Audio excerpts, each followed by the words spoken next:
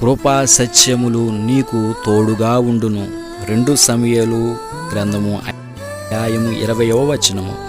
కృపకు మరో పేరు దయ. ఈ కృపాకాలములో మనము కృప లేకుండా బ్రతకాలి అంటే ఎండిన నేల మీద పడవ వేసుకుని గమ్యము చేరుకోగలము అని భ్రమపడటమే. ఈ లోకంలో కృప చూపు వారు ఎవరూ ఉండరు. ఈ కృపాకాలం పెట్టిన కృప చూపిన ప్రభువు మాత్రమే. నీకు కృప చూపేది సత్యమై ఉన్న వాక్యమై ఉన్న మన ప్రభు అయిన యేసుక్రీస్తు. నీ కృపా సత్యములు దయచూపువాడు ఆయనే. ప్రతి మానవునికి ఏదో అవసరతలు ఉంటాయి. ఆపదలో ఆదుకోవటమే కృప.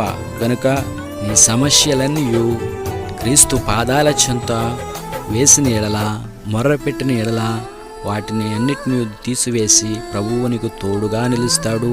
ఆయన నిన్ను ఆదరిస్తాడు, కనికరిస్తాడు.